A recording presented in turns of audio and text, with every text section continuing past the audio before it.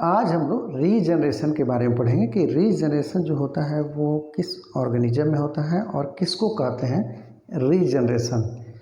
ठीक है, तो आइए देखते हैं। रीजनरेशन एक प्रकार का एसेक्सुअल मोड ऑफ रिप्रोडक्शन होता है, यानी रीजनरेशन एक प्रकार से एसेक्सुअल रिप्रोडक्शन का ही प्रकार होता है, उसी को हम रीजनरेशन कहते हैं।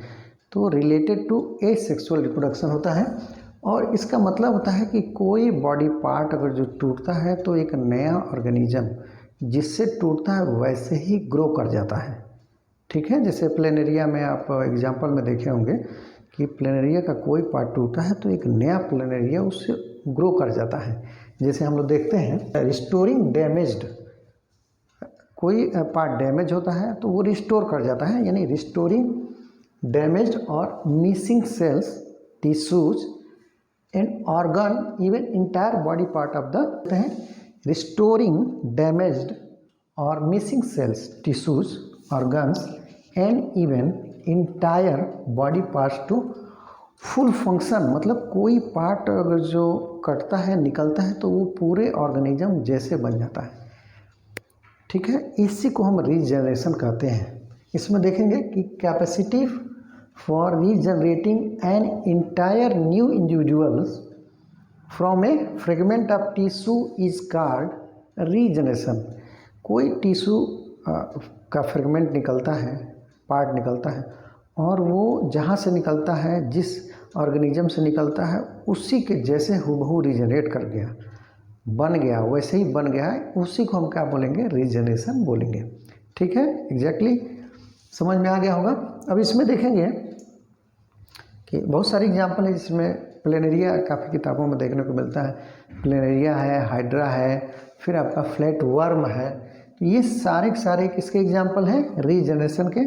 और रीजनरेशन एक प्रकार का एसेक्सुअल रिप्रोडक्शन में आता है, यानी कोई बॉडी पार्ट आप देखेंगे वो निकला, टूटा टिश्यू, तो वो पुनः न्यू ऑर्गेनिज्म उस जहाँ से निकला वैसे ही एक नया ऑर्गेनिज्म बना लेता है, और इसी प्रक्रिया को क्या बोलेंगे? रीजनरेशन बोलते हैं। ठीक है, इसमें एग्जांपल में आप देखेंगे, इसको याद कर लेंगे। प्लेनेरिया है, हाइड्रा है, फ्लैटवर्म है। इसमें आप देखेंगे एग्जांपल में कि एक प्लेनेरिया है जिसको हम पेरेंट प्लेनेरिया बोलते हैं। ये प्लेनेरिया किसी तरह से फ्रेगमेंट टूटा, और ये टूटने के बाद आप देख रहे हैं, यानी पेरेंट जो प्लेनेरिया है वो टूटा और फ्रेगमेंट में 3 हिस्सों में बट गया, यानी 1 2 3 हिस्सों में बट गया। अब फ्रेगमेंटेशन हो गया, इसका टूट गया। अब ये ऊपर का हिस्सा है तो ये पूरा एक प्लेनेरिया बना रहा है जिसको हम डाटर प्लेनेरिया बोलेंगे। बीच का जो हिस्सा है, जो फ्रेगमेंट है प्लेनेरिया, पेरेंट प्लेनेरिया का, वो भी एक बना ले रहा है exactly similar to parent planaria. और नीचे का टूटा हुआ भाग है वो भी एक प्लेनेरिया बन जाता है, जस्ट लाइक पेरेंट प्लेनेरिया। तो आप देखेंगे कि ये तीनों, मतलब ये टूटे 3 भाग में पेरेंट प्लेनेरिया, और ये तीनों क्या बना लिए?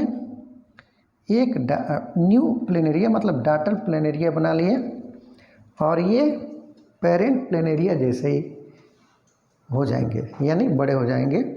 एक पेरेंट प्लेनेरिया जो ऑर्गेनिज्म है एग्जैक्टली सिमिलर हो जाएंगे, और इसी प्रक्रिया को क्या बोलते हैं? रीजनरेशन बोलेंगे।